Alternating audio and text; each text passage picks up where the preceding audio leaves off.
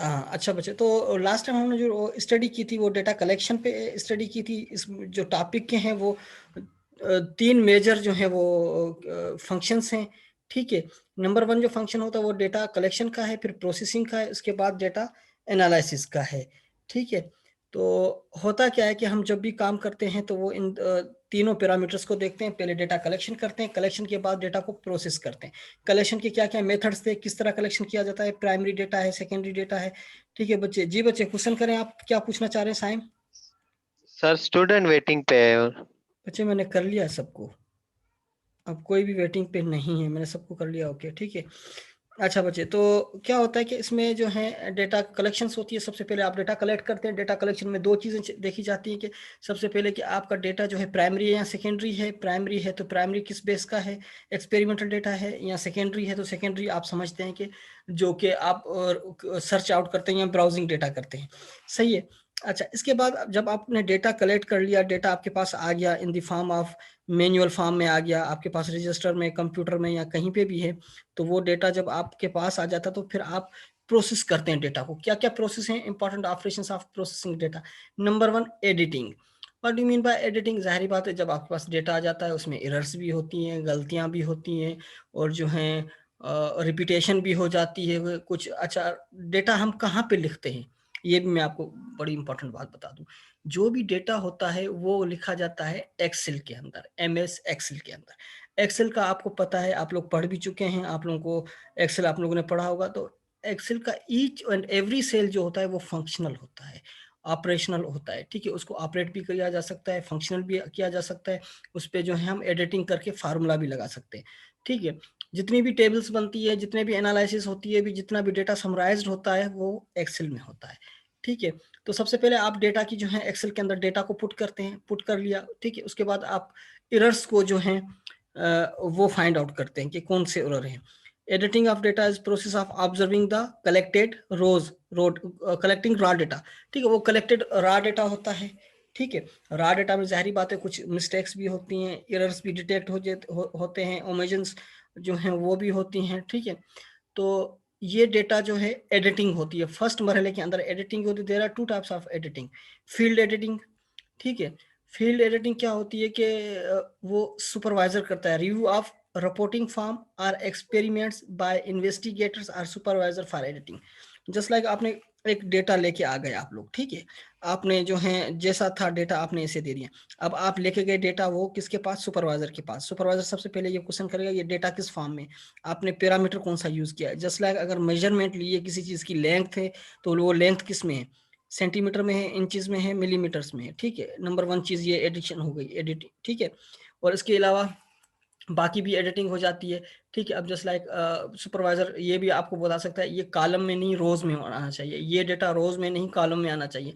इस तरह की जो टेबल फॉर्मेशंस होती है उसके अंदर फील्ड एडिटिंग जिसको कहा जाता है, फील्ड एडिटिंग, वो फील्ड एडिटिंग की जाती है, ठीक है। इसके बाद क्या होता है, एडिटिंग के बाद control editing. All data completed and send for final evolution और पब्लिकेशन, कंसल्ट एडिटर और एक्सपर्ट। इसके बाद जब डेटा एडिट होके आपके सुपरवाइजर ने उसको टेबल भी बनवा ली, आपसे काम भी करवा लिया, ठीक है। जिस तरह आप जर्नल दिखाते हैं हमें, हमने जर्नल देख लिया, आपको बता दें कि बच्चे नहीं ये तो आपने जर्नल सही बनाया, लेकिन इसको इस तरह आप लिखें, इस तरह ना लिखें। टेबल आकर आपको बनानी है, वो आप पोर्ट्रेट में बनाएंगे या लैंडस्केप पेज में बनाएंगे, तो ये सारी चीज़ें आपको बता दी जाती हैं। कंट्रोल एडिटिंग का मसला ये होता है कि कंट्रोल एडिटिंग होती है लास्ट एंड फाइनल एडिटिंग। वो एडिटिंग ज़्यादातर पब्लिशर करते हैं, जर्नल वाले करते हैं, यानी कि फाइनल बिफोर पब्लिकेशन वो एडिटिंग की जाती है, ठीक है। उसके पास वो कंसल्ट एडिटर भी हो सकता है, एक्सपर्ट भी हो सकता है, जो आपको बताएगा, वो एक्सपीरियंस के बेस में बताएगा कि ये जो आपने डेटा लिखा है, ये जो एनालिसिस लिखा है, इसके अंदर आप किस तरह जो है एडिटिंग की जाती है। लाजमी नहीं है कि एडिटिंग सिर्फ टेबल फॉर्म में हो, एडिटिंग कभी कभार ग्राफिकल फॉर्म में भी होती है। बात समझ में आ रही है बच्चे? इस तरह से मैं इसको रिपीट कर देता हूँ। जस्ट लाइक आपने एक्सेल में एक ग्राफ बनाया, ठीक है। ग्राफ में आपने क्या किया, मीन दे दिया, और मीन में जो है वो बार बना लिए, ठीक है। कौन से बार, हिस्टोग्राम बार, ठीक है। वो मीन के बार आपके बने हुए थे।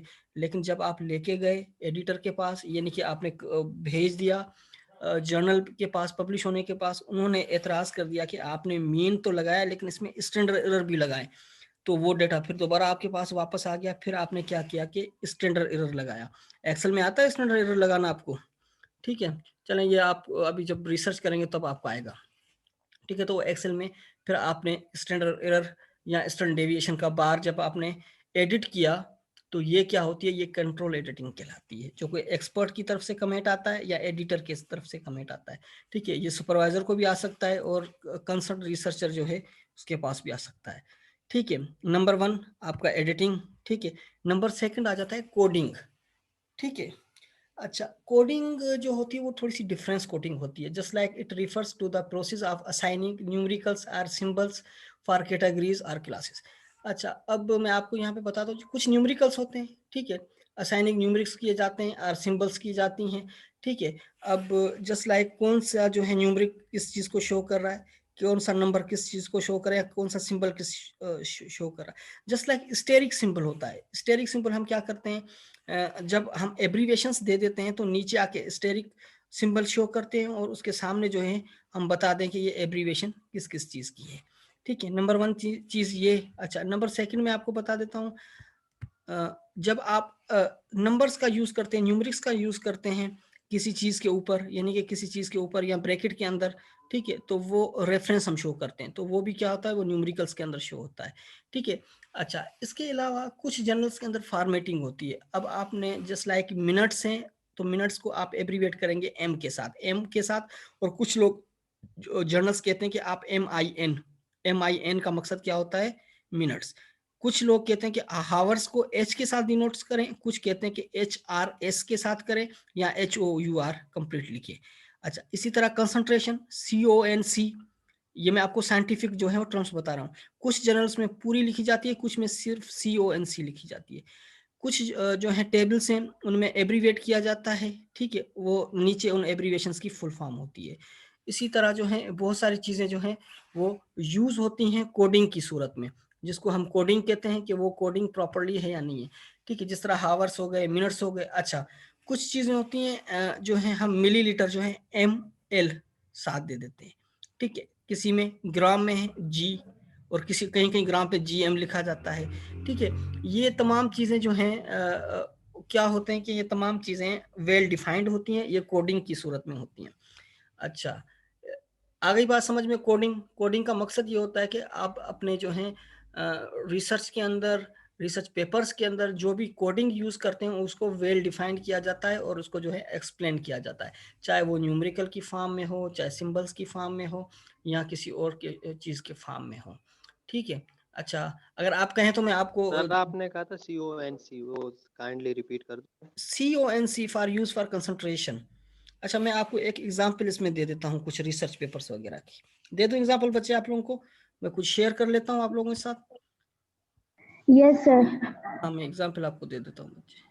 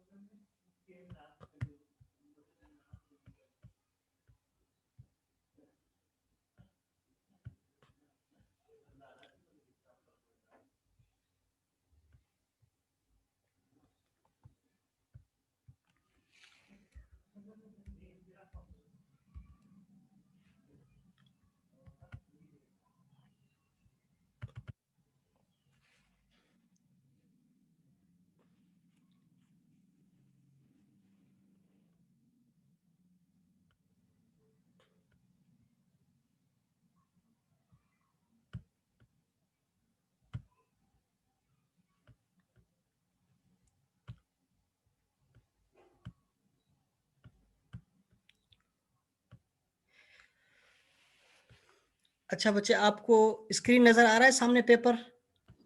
जी सर। पेपर है screen of ethno medicinal plants for their anti fungal and nematicidal activities against soil borne phytopathogens. Just like ये पेपर है, ये आपकी जो है मैडम उनका ही पेपर है, डॉक्टर फरजाना का, ठीक है। अच्छा, अब इस पेपर के अंदर कुछ यूज किया गया है, कुछ जो है सिंबल्स को। अब ये सिंबल्स आप देख रहे हैं, ठीक है, नाम के ऊपर लिखा हुआ है, ठीक है। ये सिंबल शो करता है कि इसका कुछ मकसद है, कुछ मतलब है। आ रहा है सिंबल नजर आप लोगों को, ठीक है। तो सिंबल नजर आ रहा है आपको, स्टेरिक, ठीक है। Yes, ये नो sir. सर। बच्चे ये अच्छा ये स्टेरिक। हाँ, अच्छा सही ये है। स्टेरिक नजर आ रहा है। इसका मकसद है ये, इसकी कोई डेफिनेशन है, कुछ डिफाइन है, ठीक है। उसकी डेफिनेशन ये आ गई, ठीक है। अब इसी तरह टेबल्स में मैं आपको नीचे दिखाता हूँ। तो ये क्या शो कर रहा है, कारस्पोंडिंग आथर्स। कारस्पोंडिंग आथर यानी कि ये स्टार इसको शो कर रहा है कि कारस्पोंडिंग आथर कौन है, ठीक है।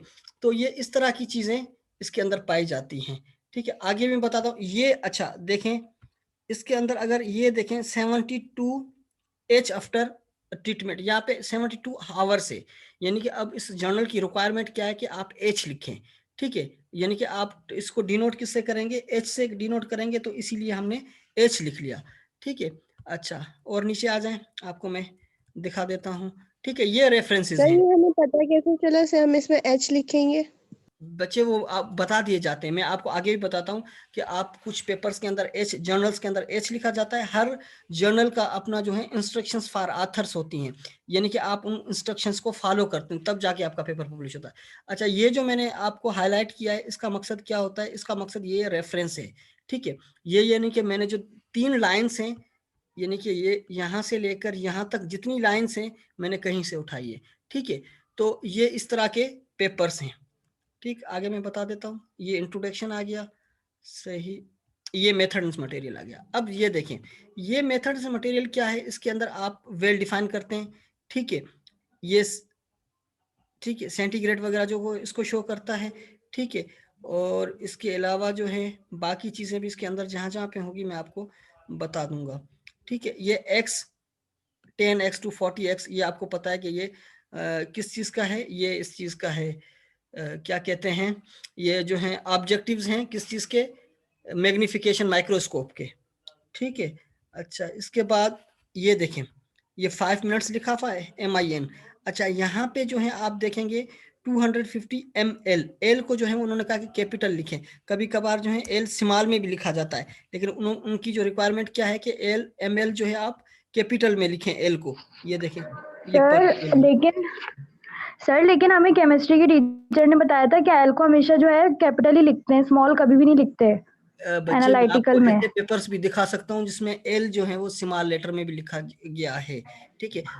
ये असल में टेक्निकल चीजें होती हैं, लेकिन लोगों को पता नहीं होता, ठीक है। अब देखें, इसमें ये ग्राम है, ठीक है। कहीं कहीं GM भी लिखा सकता है, कहीं पे G भी लिखा जा सकता है, ठीक है। तो ये सारी चीजें जो होती हैं डिफाइंड होती हैं। अब जस्ट लाइक यहाँ पे मैंने एक फार्मूला लिख लिया, percentage inhibition is equal to y - z divide by y। अब ये मैंने वेरिएबल अपनी तरफ से दिए हैं, यहाँ मैंने x y भी कर सकता था, ठीक है। अब y क्या है, z क्या है, वो मुझे नीचे आके इसको डिफाइन करना पड़ता है कि y ये है और z ये है, तब जाके जो है चीजें क्लियर होती है। न्यूमेरिकल भी हो सकता है, टेक्स्ट फॉर्म में भी हो सकता है, और बाकी चीजों में भी हो सकता है। और आगे चले, मैं आपको थोड़ा सा बता देता हूँ। अच्छा, ये जो है DIAM, ये है डायामीटर। हमने इसको क्या है, एब्रीवेट किया है, और किस में एब्रीवेट किया है, DIAM में। अब ये जो भी पेपर पढ़ेगा उसको पता चल जाएगा कि ये DIAM मत का मकसद डायामीटर है, ठीक है। ये सेंटीमीटर्स वगैरह हो गया। अच्छा, ये डेटा एनालिसिस। अच्छा, ये जो डेटा एनालिसिस है, ANOVA analysis of variance, LSD Fisher's least significance, और डकन्स मल्टीपल रेंज टेस्ट, ठीक।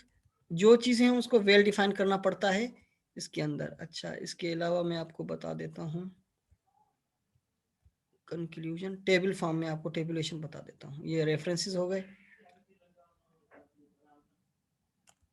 ठीक है। अब ये देखें, ये आपकी टेबल्स आ गई। अच्छा, टेबल्स की फॉर्मेटिंग किस तरह हो, टेबल किस तरह दी जाए, ये भी हर जर्नल्स की रिक्वायरमेंट होती है अपनी अपनी, ठीक है। हमने अगर ये टेबल इस तरह दी है तो इसकी रिक्वायरमेंट होगी, इसीलिए हमने इस तरह इस टेबल को रिप्रेजेंट किया है। अच्छा, अब इधर देख लें, यहाँ पे क्या चीज़ है, ये एफ को डिफाइन किया गया है, ठीक है।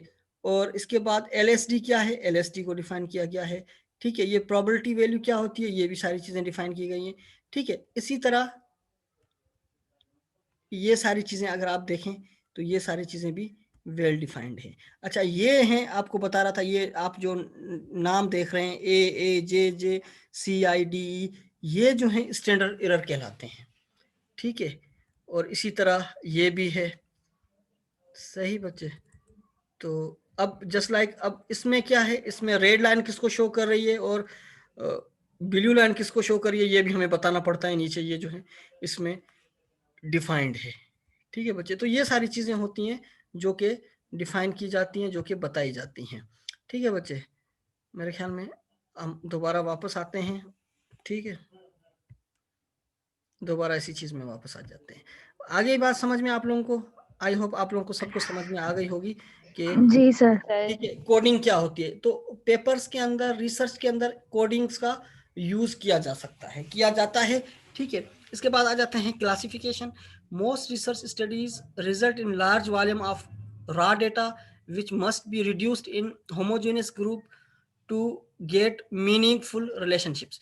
अच्छा बहुत सारा डेटा जब होता है तो हम क्या करते हैं, उनको जो है रॉ डेटा को हम होमोजेनियस ग्रुप के अंदर जो है उसको कन्वर्ट कर देते हैं, ठीक है। अब जस्ट लाइक डिफरेंट डेज का डेटा हमारे पास है, एक यानी कि अल्टरनेट है, 1 डे, फिर 3 डे, फिर 5 डे, फिर 7 डेज, इस तरह अल्टरनेट का है। तो हम क्या करते हैं कि एक ही जो है रो के अंदर क्या करते हैं कि डेज लिख लेते हैं, डे 1, डे 3, डे 5, यानी कि एक ही टेबल के अंदर। तो वो क्या हो गया कि वो डेटा जो है हमने उसको क्लासीफाई कर दिया और एक ग्रुप की फॉर्म में लेके आ गए, ठीक है। फिर क्लासिफिकेशन अकॉर्डिंग टू एट्रीब्यूट्स, ठीक है, जस्ट लाइक जेंडर के बेस पे कर दिया, वेट के बेस पे कर दिया, हाइट के बेस पे कर दिया। एट्रीब्यूट का मकसद क्या होता है कि हम उसको कॉमन कैरेक्टरिस्टिक के बुनियाद पे करें, ठीक है। अब मैं इसकी एग्जांपल ऐसे कर दे सकता हूँ कि हमने मेल का और फीमेल का डिफरेंट डिफरेंट डेटा ले लिया, ठीक है। अब हम उस डेटा को समराइज किस तरह करें, हमने क्या किया, टेबल में 2 कॉलम बना लिए, ऊपर जेंडर लिख लिया, मेल को अलग कर लिया, फीमेल को अलग कर लिया। अब क्या हो गया कि डेटा क्या हो गया कि डेटा ग्रुप की फॉर्म में आ गया, डेटा जो है उसमें आ गया। अब जस्ट लाइक वेट है, ठीक है, हमने वेट ग्राम में लिया है या हमने वेट किस चीज़ के अंदर लिया है, ठीक है, वो हम क्लासीफाई कर देते हैं और उसको जो है एट्रीब्यूट के बेस पे हम उसको रख दें, तो वो क्या कहलाता है, वो कहलाता है यानी कि क्लासिफिकेशन अकॉर्डिंग टू एट्रीब्यूट। इसी तरह हाइट है, ठीक है। अच्छा इसके बाद आ जाता है classification according to class interval. Class interval समझते हैं आप लोग क्या है क्लास इंटरवल? जी बच्चे बताएं, आप लोगों को पढ़ाया मैंने।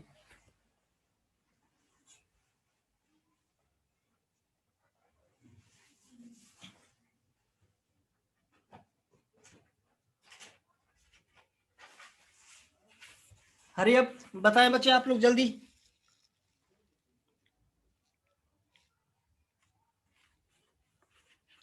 सब लोग भूल गए आप लोग।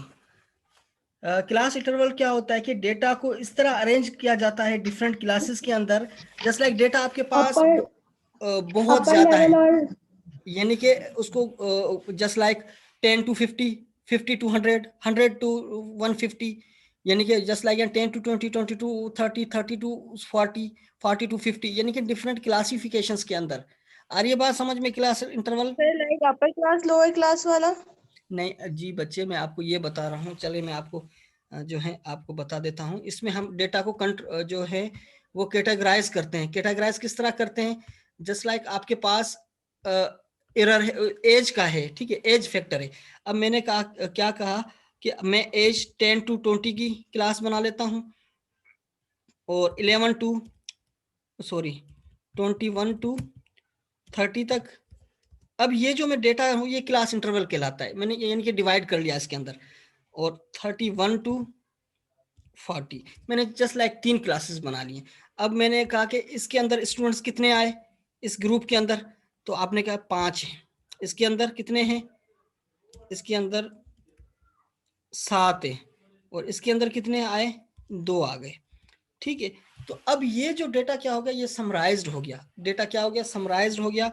यहाँ डेटा जो है आप लोगों ने क्या किया, इस डेटा को इसको आपने क्लास इंटरवल के अंदर क्लासीफाई कर दिया, ठीक है। वैसे तो रॉ डेटा में अगर ये आपकी वैल्यूज कितनी है 5 और 7 12, 12 और 2 14 वैल्यूज थी, लेकिन आपने 3 रोज के अंदर दे दिया, इसको कैटेगराइज कर लिया। तो इस तरह की डिविजन्स जो होती है, क्लासिफिकेशंस जो होती है, वो किस बेस पे की जाती है, वो की जाती है अकॉर्डिंग टू क्लास इंटरवल के बेस पे। क्लास इंटरवल का मकसद ये है कि डेटा को आप डिवाइड कर दें या उसमें जो है आप चेंज ले आए। बात आ रही है बच्चे समझ में? एट्रीब्यूट क्या होता है? एट्रीब्यूट बेसिस होता है कॉमन कैरेक्टरिस्टिक्स पे, ठीक है। आप कोई कॉमन कैरेक्टरिस्टिक्स देखें, जस्ट लाइक आपने कलेक्शंस कर ली, प्लांट्स की भी कलेक्शन करके लाए, एनिमल्स की भी कलेक्शन करके लाए, ठीक है, और कुछ जो है फंजाई की भी कलेक्शन करके लाए। अब आप कैटेगरी किस तरह करेंगे?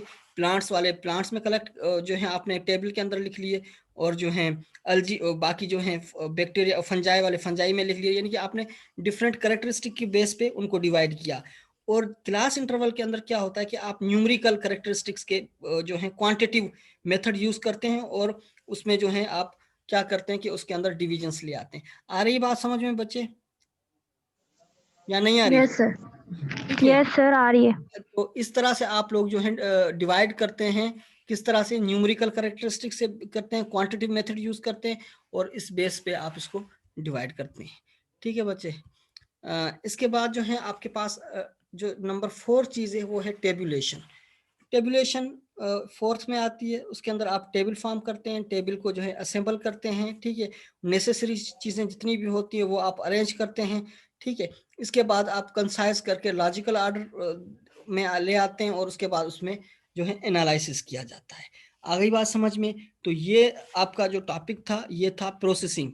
डेटा को किस तरह प्रोसेस किया जाता है। प्रोसेसिंग करने के लिए पहले सबसे पहले आपने क्या किया? एडिटिंग किया, ठीक है। एडिटिंग करने के बाद आपने क्या किया? फील्ड एडिटिंग की, ठीक है। फील्ड एडिटिंग का मकसद ये होता है कि इन्वेस्टिगेटर या सुपरवाइजर जो होता है आपका वो करता है। आप इस तरह समझ लें कि आपने जर्नल बनाया और जर्नल मुझसे चेक करवाया, तो ये क्या हो गया? ये फील्ड एडिटिंग हुई। लेकिन सेंट्रल एडिटिंग का मकसद ये होता है कि कंट्रोल एडिटिंग का क्या मकसद होता है? कंट्रोल एडिटिंग का मकसद ये होता है कि वो फाइनल जो है एडिटिंग हो। फाइनल एडिटिंग कौन करता है? जब आप पेपर पब्लिश करवाने जा रहे हो, या एडिटर हो या एक्सपर्ट हो, वो करे, ठीक है। तो यहाँ आपकी एचओडी जर्नल चेक करे, मैं चेक कर रही हूँ, उसके बाद एचओडी करे, तो ये आपका लास्ट चेक होता है। तो इस तरह की जो होती है चेकिंग, वो प्रोसेसिंग ऑफ डेटा के अंदर आ जाती है, ठीक है। वो एडिटिंग कहलाती है। इसके बाद सेकंड चीज आती है कोडिंग।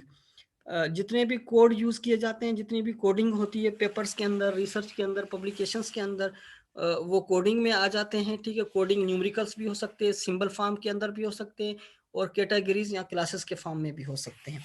अच्छा, इसके बाद आ जाता है क्लासिफिकेशन, ठीक है। क्लासिफिकेशन में क्या आता है? क्लासिफिकेशन में सबसे ज्यादा जो है हम डेटा को जो है रा डेटा या रो डेटा को जो है हम उसको चेंज करते हैं होमोजीनियस ग्रुप के अंदर। होमोजीनियस यानी कि जिनका आपस में रिलेशनशिप हो, ठीक है। रिलेशनशिप की क्या होता है? क्लासिफिकेशन अकॉर्डिंग टू एट्रीब्यूट्स में डिफरेंट क्लासिफिकेशन सबसे पहले एट्रीब्यूट के बेस में किया जाता है, जैसे लाइक जेंडर के बेस पे, वेट के बेस पे, हाइट के बेस पे। और उसके बाद क्लास इंटरवल में क्या करता है कि आप डेटा को न्यूमेरिकली या क्वांटिटिव मेथड्स के अंदर उसको डिस्ट्रीब्यूट करते हैं, इक्वली डिस्ट्रीब्यूट करते हैं, ठीक है। ऐसा नहीं हो कि एक जो है कैटेगरी बड़ी हो और एक कैटेगरी छोटी हो। उसके बाद जो है आपकी फाइनल टेबल बन जाती है, आप टेबुलेशन कर लेते हैं, उसको कंसाइज भी कर लेते हैं, और नेसेसरी चीजें ऐड कर लेते हैं। इसके बाद आता है एनालिसिस ऑफ डेटा, ठीक है। अच्छा, ये सारी चीजें आपकी पढ़ी हुई हैं, ठीक है। Following are some important attributes of data analysis. तो डेटा एनालिसिस किया जाता है, सबसे पहले कोरिलेशनल एनालिसिस होता है। कोरिलेशनल एनालिसिस का मकसद है ज्वाइंट वेरिएशंस ऑफ 2 और मोर देन 2 वेरिएबल्स। 2 या 2 से ज्यादा अगर वेरिएबल्स होते हैं, हम उनका कोरिलेशंस देखते हैं, उनका जो है हम कोरिलेशन चेक करते हैं, और उसी बेस पे हम रिजल्ट्स को एनालिसिस करते हैं। नंबर 3 चीज आ जाती है आपकी मल्टीवेरिएट एनालिसिस। इसमें क्या होता है? मल्टीवेरिएट में सबसे ज्यादा जो है वेरिएबल्स जो होते हैं वो मोर देन 2 हों, यानी कि ज्यादा हों। सैंपल्स या ऑब्जर्वेशंस में वेरिएबल जो हैं वो ज्यादा हों, तब हम क्या करते हैं कि मल्टीवेरिएट एनालिसिस को यूज करते हैं आपको याद? कोरिलेशन, रिग्रेशन, कुछ याद है या सारे भूल गए? सर पढ़ाया था, याद नहीं है।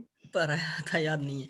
अच्छा बच्चे, कोरिलेशन में क्या होता है कि आप 2 वेरिएबल्स लेते हैं, just like X and Y, ठीक है। आपके पास 2 वेरिएबल्स होते हैं और 2 ही चीजें होती हैं। इसकी एग्जांपल आप इस तरह समझ लें, आपने प्लांट्स की हाइट ले ली, ठीक है।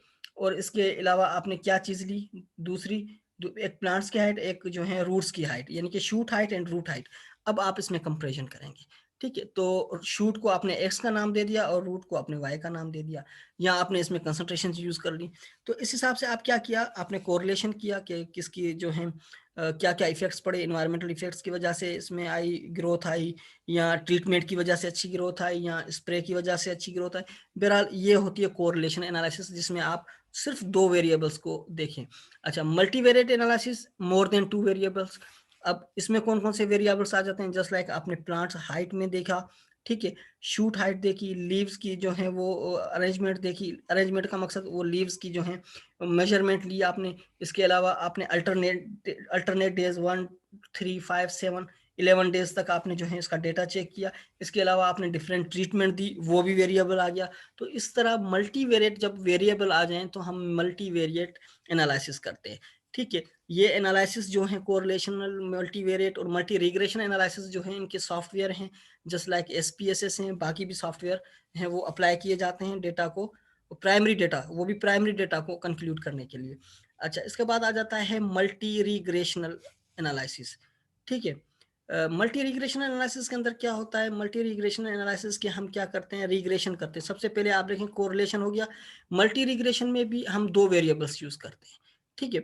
2 वेरिएबल्स यूज करके उसी वेरिएबल के बेस पे हम क्या करते हैं, प्रिडिक्शन करते हैं। प्रिडिक्शन भी आप लोगों ने की हुई है, ठीक है। आप एक जो है उस डेटा के अंदर ही जाके आप एक वेरिएबल को प्रिडिक्ट करते थे और प्रिडिक्शन का जो होती थी वो आप रिजल्ट को ले आते थे, याद है आप लोगों को, ठीक है। आप प्रिडिक्शन करते थे। तो रिग्रेशन के अंदर प्रिडिक्शन की जाती है, इसमें भी 2 वेरिएबल यूज होते हैं, और कोरिलेशन के अंदर भी 2 यूज होते हैं वेरिएबल। कभी कभार मल्टी रिग्रेशन होती है, मल्टी रिग्रेशन के अंदर भी बहुत ज्यादा काम किया जाता है, ठीक है, ये भी परफॉर्म किया जाता है। तो ये 3 डिफरेंट एनालिसिस हैं, ठीक है। या तो आप कोरिलेशन करते हैं अगर आपके पास 2 से ज्यादा वेरिएबल्स हों, या फिर आप मल्टीवेरिएट एनालिसिस करते हैं, या मल्टी रिग्रेशन एनालिसिस करते हैं। तो इसकी बेस पे आपका डेटा एनालिसिस हो जाता है। इसके अलावा भी और एनालिसिस की टाइप में, इसमें जो है एनोवा वगैरह आ जाता है, बायोस्टेट आ जाता है, मिनी कर्व आ जाता है, और मिनी टेब आ जाता है, और भी बहुत सारे जो हैं अब तो सॉफ्टवेयर आ चुके हैं, ठीक है। ये तमाम सॉफ्टवेयर किस चीज के लिए हैं, एनालिसिस ऑफ डेटा, आप जो डेटा यूज कर रहे हैं या डेटा आप जो एनालिसिस कर रहे हैं, ठीक है बच्चे, हो गया आपका, ठीक है। ये टॉपिक आप लोगों का हो गया कंप्लीट, सही है बच्चे। तो अब हम जो है नेक्स्ट जो टॉपिक पढ़ेंगे वो हमारा बहुत ही बच्चे, आपने जो है आज का टॉपिक प्रोसेसिंग ऑफ डेटा से स्टार्ट किया था। जी, प्रोसेसिंग ऑफ डेटा से स्टार्ट किया था। इससे पहले जो मेरी क्लास थी वो थी collection of data, data collection से स्टार्ट की थी। मैं आपको दोबारा एक मल्टी रिग्रेशन रिपीट कर दिएगा सर, मल्टी रिग्रेशन जो है वो रिपीट कर दिएगा। मल्टी रिग्रेशन, जी सर। अच्छा, मल्टी रिग्रेशंस के अंदर क्या हो जाता है, रिग्रेशन जब आप सबसे पहले देखें रिग्रेशन क्या है, रिग्रेशन होती है एनालिसिस ऑफ 2 वेरिएबल्स, ठीक है। जब हम करते हैं क्या कहते हैं 2 वेरिएबल्स का मकसद है एक्स एंड वाई। 2 वेरिएबल्स जब आप उनको के अंदर कंपैरिजन, उनके अंदर डिफरेंस को फाइंड आउट करते हैं, तो और उन फाइंड आउट करने के बाद आप प्रिडिक्शन करते हैं, तो प्रिडिक्शन जो है वो रिग्रेशन एनालिसिस के आता है। अच्छा, मल्टी रिग्रेशन के अंदर क्या होता है, 2 से ज्यादा जब वेरिएबल्स हों आप उनको रन करवाएं, ठीक है, और उनके फंक्शंस देखें, और इंडिपेंडेंट वेरिएबल कौन सा है, डिपेंडेंट कौन सा है, तो ये वेरिएबल्स क्या कहलाते हैं, ये मल्टी रिग्रेशन कहलाते हैं, ठीक है। तो इसमें क्या होता है कि इसमें आपके पास 2 से ज्यादा वेरिएबल्स होते हैं, उनका कंपैरिजन भी देखा जाता है, उनका जो है सिमिलरिटीज भी देखी जाती हैं, और इस बेस पे इसका जो है क्या किया जाता है, प्रेडिक्शन किया जाता है। तो ये पूरा जो है एनालिसिस ऑफ डेटा के अंदर जो है इसको इंक्लूड किया जाता है, सही है बच्चे। आगे चलें अब। Yes sir, thank you. अच्छा बच्चे, अब हम चलते हैं आगे, ठीक है। आगे जो है मैं आपको आज जो है वो रिव्यू लिटरेचर के बारे में बताऊंगा। What do you mean by review of literature,